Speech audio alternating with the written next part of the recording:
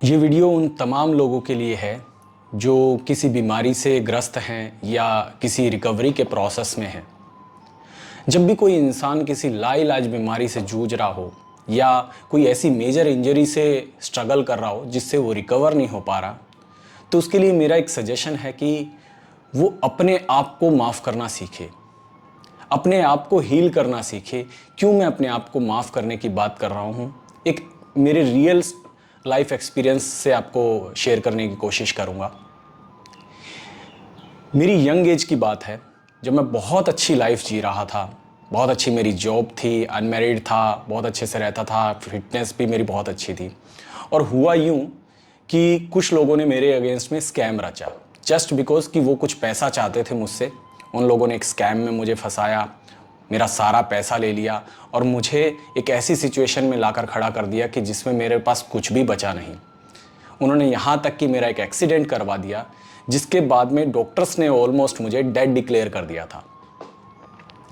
अब किसी तरीके से मेरे फैमिली वालों ने ट्रीटमेंट वगैरह करवा कर, बड़े डॉक्टर्स को दिखाकर मेरी जान तो बचा ली, लेकिन उसके बाद का जो प्रोसेस था वो उससे भी ज़्यादा पेनफुल था।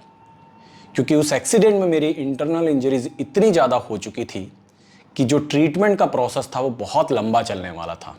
बहुत सारे डॉक्टर्स ने बोला कि तुम ठीक ही नहीं हो पाओगे, बट खैर मैं उस कोशिश में लगा रहा, मेरे फैमिली वाले लगे रहे। मेरा एवरी वीक जो है ऑपरेशन हो रहा था, लेकिन हेल्थ में कोई इम्प्रूवमेंट ही नहीं हो रही थी। एवरी वीक हज़ारों लाखों रुपए मेरे ट्रीटमेंट पे खर्चा हो रहा था और सारा का सारा जो पैसा है सेविंग का मेरी फैमिली का वो लग गया था।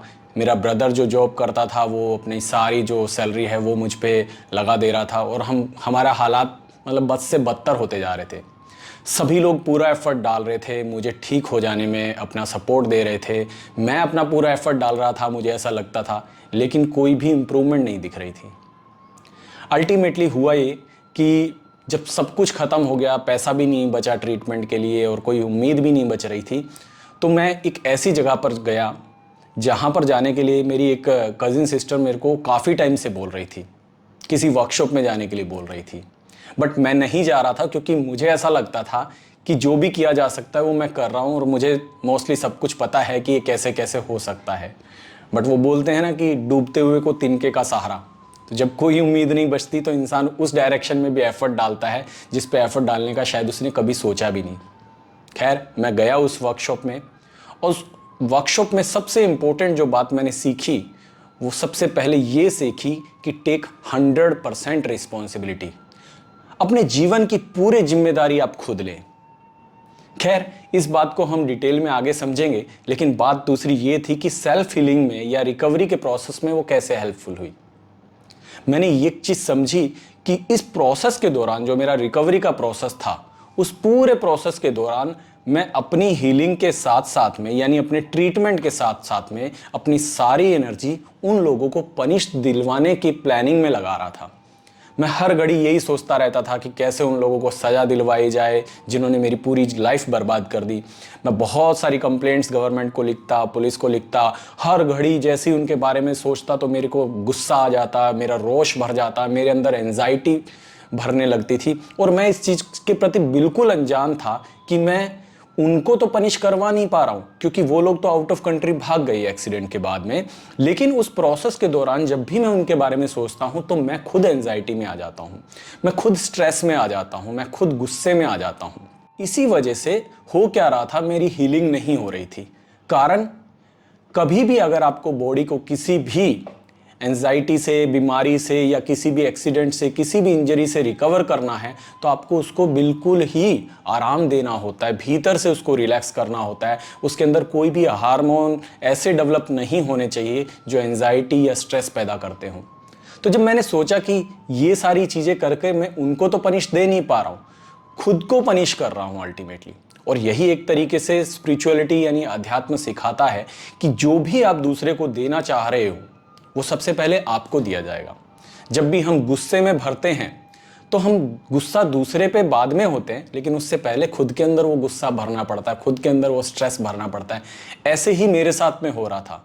ठीक थी कि जो लोग गलत कर रहे हैं उनको पनिश दिलवाना होता है, उसका एक प्रोसेस होता है, उस प्रोसेस को इम्प्लीमेंट करके छोड़ देना होता है, लेकिन उसके बारे में ही हर घड़ी नहीं सोचना होता है। तो जब मैंने ये बात गहराई से सोची, समझी, और दूसरी जो चीज़ मैं सबसे पहले बोल रहा था कि जिम्मेदारी मेरी भी है, मैं भी कहीं ना कहीं ऐसे अवस्था में था, ऐसी सिचुएशन में था कि मैं किसी के स्कैम को समझ नहीं पाया, यानी मैं अलर्ट नहीं था। स्कैम अक्सर उन्हीं लोगों के साथ में होते हैं या गलतियां अक्सर उन्हीं लोगों के साथ में होते हैं जो कहीं ना कहीं अपनी अवेयरनेस को लूज करते हैं। तो मैं और ज़्यादा भी अलर्ट रह सकता था।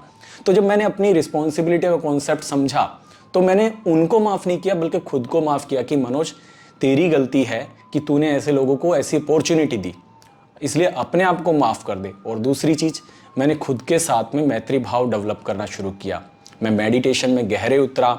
मेडिटेशन में उतरकर मैं अपनी बॉडी को रिलैक्स करने लगा और मैंने अपना पूरा ध्यान उन सारी चीज़ों से हटा दिया जिससे मुझे स्ट्रेस, एंजाइटी या किसी भी तरीके का गुस्सा आता था।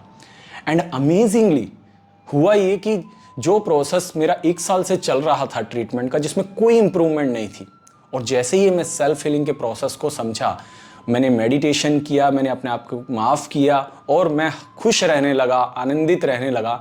सच बता रहा हूँ, मैं कभी आने वाले वीडियोस में शेयर करूँगा, मेरी रिपोर्ट्स शेयर करूँगा। विद इन 15 to 30 डेज मैं बिल्कुल ठीक हो गया। कैसे हुआ ये सारी चीज़? बॉडी और सोल की बैलेंसिंग की वजह से। जब हम अपनी सोल के क्लोज आ जाते हैं, हम अपनी बॉडी के क्लोज आ जाते हैं कॉन्शियसली, तो बॉडी के अंदर वो सारे हार्मोन्स, सारे केमिकल्स, सारी चीज़ें अवेलेबल है जिससे वो खुद को हील कर सकती है।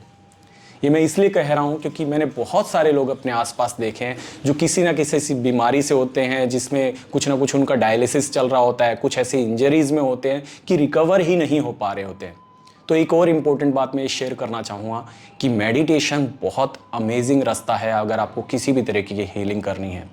लास्ट में मैं अपनी बात को समराइज़ करूं तो सबसे पहले मैंने अपनी लाइफ में जाना कि हमें 100% रिस्पॉन्सिबिलिटी लेनी होती है अपनी लाइफ की, तभी हमारा उस पर लाइफ पे कंट्रोल आता है। क्योंकि अगर कोई और रिस्पॉन्सिबल है तो किसी और का ही कंट्रोल रहने वाला है, तो आप कुछ कर ही नहीं पाएंगे। दूसरी चीज़, अगर आप हीलिंग के प्रोसेस में हैं तो आप रिलैक्स होना सीखें, अपने आप को माफ़ कीजिए, अपने और क्लोज आए। तीसरी चीज़, मेडिटेशन करें, क्योंकि मेडिटेशन करने से ही वास्तव में आप अपनी बॉडी के ज़्यादा क्लोज आते हैं, अपनी बॉडी को समझते हैं, अपनी बॉडी से प्रेम में आते हैं और वो बॉडी आपको उसी तरीके से रिस्पॉन्ड करना शुरू करती है। आने वाले वीडियोस में हम हीलिंग से रिलेटेड, और ना सिर्फ हीलिंग से रिलेटेड बल्कि मैं उस सिचुएशन से निकलकर कैसे मटेरियलिस्टिक लाइफ में भी एक ऐसे लेवल पर पहुंचा जहां से मुझे फिनेंशियल फ्रीडम अचीव हुई, उन सब के बारे में डिस्कस करेंगे। अभी के लिए इतना ही। मेरा नाम मनोज अग्रवाल। नमस्कार। यूट्यूब चैनल को ज़रूर सब्सक्राइब कीजिएगा मेरे आने वाले सभी अपडेट्स के लिए।